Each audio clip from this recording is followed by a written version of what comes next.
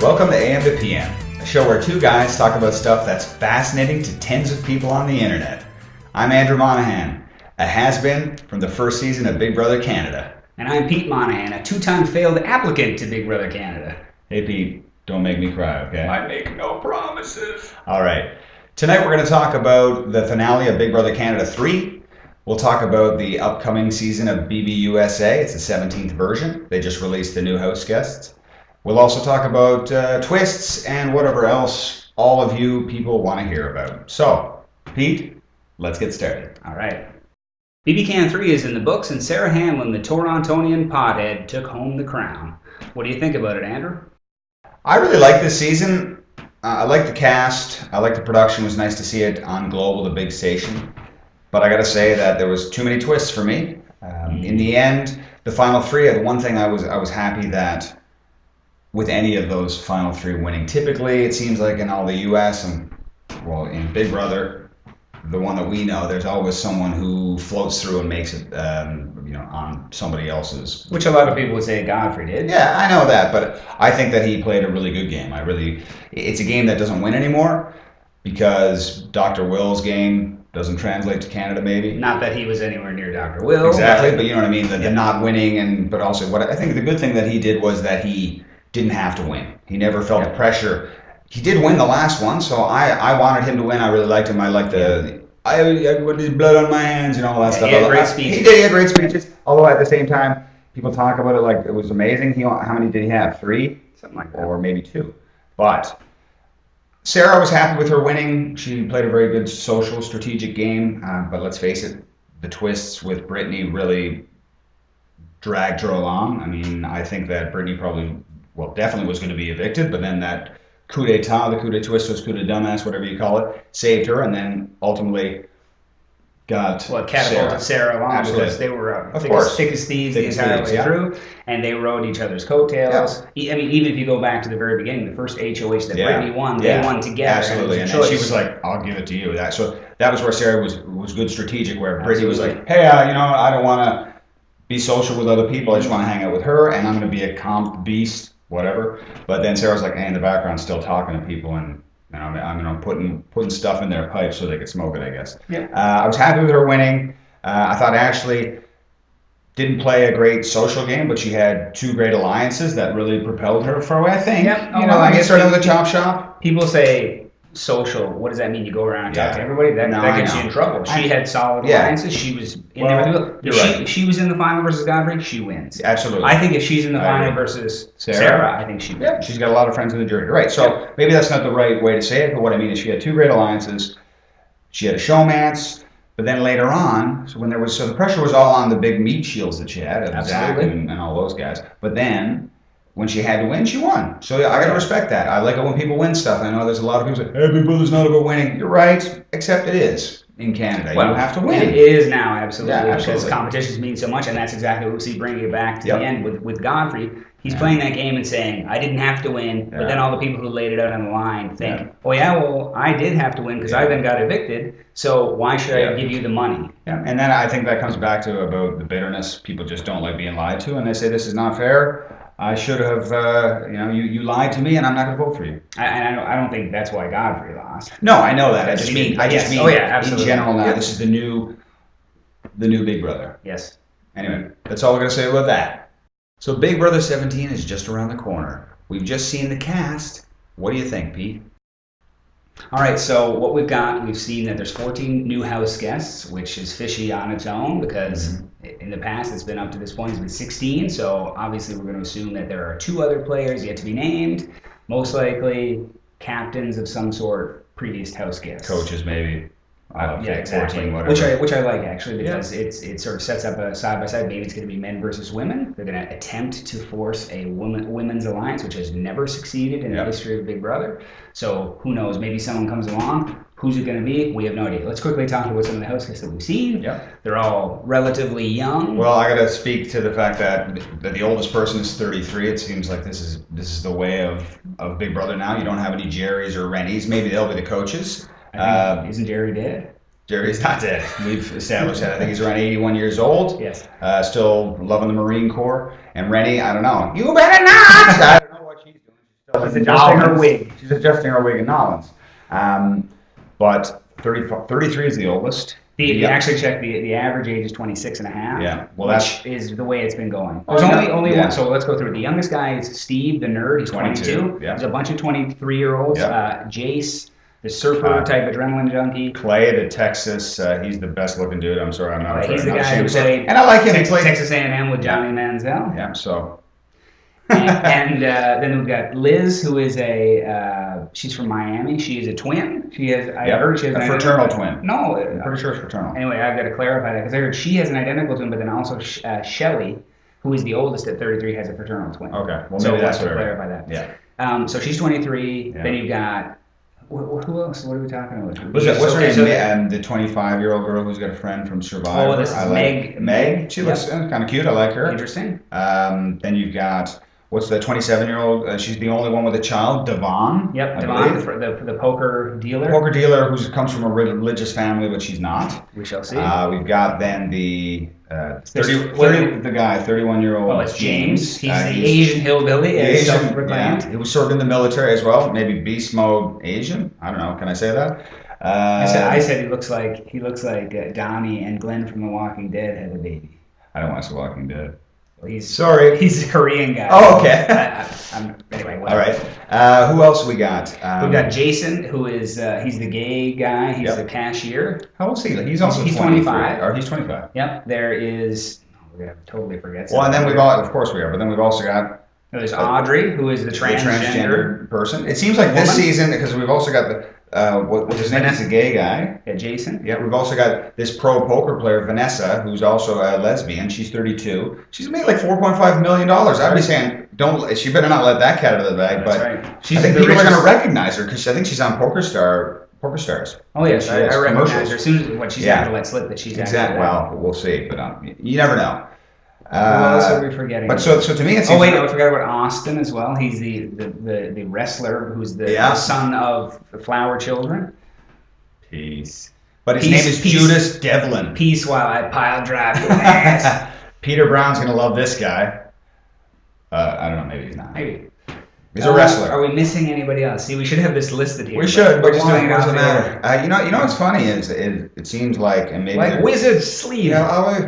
They're going off of, Big Brother Canada, obviously, with Gary, and then with Scott Voss last year. It seems like they're really reaching out to there's also Caitlyn Jenner, which is big time. Yeah, but it's wonderful to see. It is. They're actually doing that. I can't remember, what is it called? LGBT. The LGBT community is really being represented well, which is great. Probably trying to really get really far away from season 15. We also forgot about the rock star dentist. Yes, Johnny Mac. Johnny Mac. That's his name? Yeah, John McGuire. He seems like he might be extremely obnoxious or really funny or some mix of the two. Go ahead and speculate mindlessly. That's what we're doing. I said a bunch of inaccurate prognostications. Of course. Well, why don't we talk? So that's the cast. We probably missed some people. I'm sure many people forgot about me when I was first. I was the dad. But anyway, people say all this crazy stuff you don't know until they're in the house. Absolutely. So we'll have to pass judgment at a later date. Yes. But I'm excited.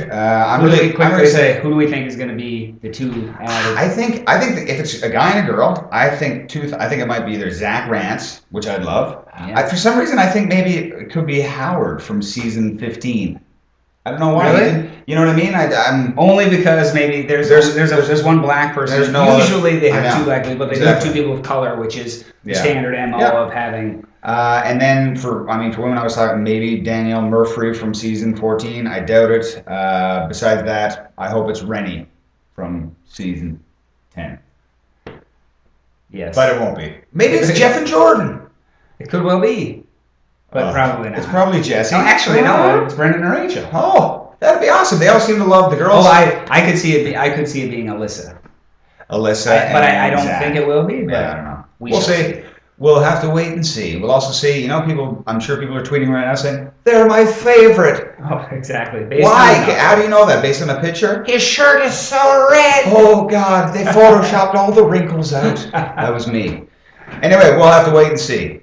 And we'll obviously be talking a lot about this throughout this season of every very watched AM to PM That's show. right. Dr. Will had a Twitter battle with Big Brother Canada, claiming that our show is a weak version because we're too nice and the house guest pool is too shallow. Is he right? I think I have to agree with Dr. Will. Obviously, he's right because Canada's 10 times as small as the USA, obviously, Smaller, so yep. 10 times smaller. We are nicer people. We still got plenty of assholes, as you can see from Big Brother Canada. But they're not as much conniving, as much as they'll say, I'm going to steal the candy from a baby. You'll say that, but then when they get in that, I love this. I mean, Big Brother Canada 3, everybody was saying how much they love each other. I don't think I said I love you to anybody. But the thing is that in the U.S. version as well, over the past however many seasons, there hasn't been as much cutthroat action as you would expect. That's part of the reason why they get a lot of recruits, which Big Brother Canada has had very few of those. Yeah. People who are recruited in don't know the show, and that's what they want. But the people come in who don't know the show, they say, I trust you, and you lied to me. You lied to me, and they fight, and well, that's what the hope is. Exactly. So they're going to make foolish moves, whereas people who know the show are going to play it safe and keep it as smooth as possible, try not to make as many enemies, which can be boring, which we've seen. Absolutely. And that's why they throw in a lot of twists to try and muck it up. I know with me, I mean, I love Tom Plant now, but on my season, I couldn't stand him. The first few weeks, I was like, I hate this guy. Sorry, Tom, you're probably not watching, but I guarantee but everything, I knew the game, and so I was like, I'm not going to tell him that. But if I was a knucklehead who was more, younger, perhaps, and maybe not such a massive pussy, I would have gone, hey, bro, you know what I mean? I would have maybe been more up in his face. Maybe. But that's not how I am. Well, and also that's not how you win the game. Exactly. Because if you had done that, he would have then nominated you in place of instead of Neil, and you would have been gone. Exactly. So, Dr. Will, you're right, but it's a different show. So exactly. It's also, a lot of people in the U.S. love Big Brother Canada because it's the same. It's the same format. Yes. All the other shows, Big Brother is just a popularity contest. Absolutely. And it's totally different. So he's right, but who cares? But he wasn't very nice about it. Oh God, he made us all cry. Except Alec and Peter. Yes. Big Brother has fallen in love with the twists, and this year Big Brother Canada took it to a whole new level. Who knows what they're going to have on Big Brother 17? Twists never helped me on my season. What do you think about it, Pete? Well, there are so many twists now because everybody knows the game, and they need to constantly up the ante so that people don't know to expect the unexpected. If they it's almost like they would be more shocked if it would just said, it's a regular week, and oh my God! And the person you want to get evicted has been evicted. Yeah. Instead, triple eviction, instant eviction, God knows coup d'etat, all the different stuff. Yeah. So, dangling double vetoes. I think the thing we have to understand is in Canada, that's the new status quo. I think. Oh, absolutely. Is twist. We coined it. I think it may have been me. I coined a lot of things that weren't. But anyways, I said it's twist by Big Brother Canada. That's right. USA seems to be following suit. The Battle of the Block we won't even talk about, but I hope they get rid of that. Sometimes that like the button to hit the button to do the reset. The button, sometimes that's cool.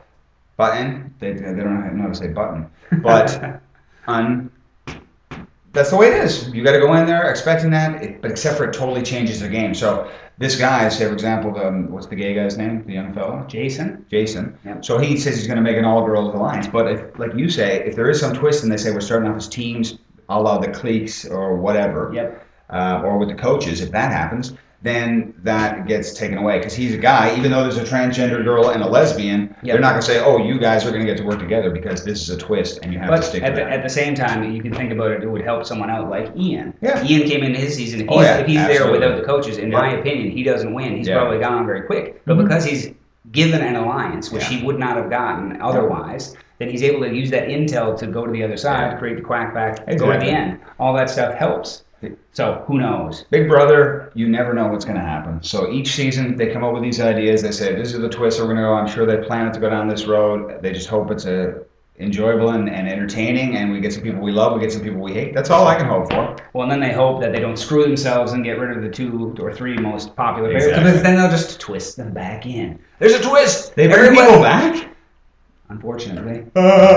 So there are many fine, upstanding individuals who have represented Big Brother Canada, Big Brother USA, but I don't want to talk about those people right now. I'm going to reference some of the douchebaggery that exists in the social media world.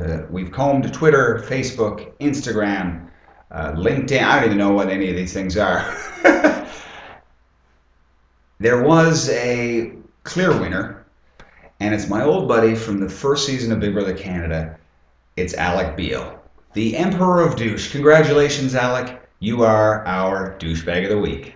So that wraps up our first AM to PM show. Hopefully you enjoyed yourselves. I know Pete and I had a horrible time.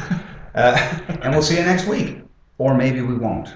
We'll see if the avalanche of goodwill comes in, which we know will come from our lovely followers, people like Kat Van Zyl and good old Rainbow Monster. He's a mystery. We've got Cleo the Leo, and then all the fine people at the wonderful websites where you can go to get your live feeds. People like onlineBigBrother.com, BigBrotherBuzz.com, and of course Hamster Watch. You guys are doing great work. Thanks for all of the love and support. And we're doing thumb weirdness. Oh, boom! Oh my goodness. Bye.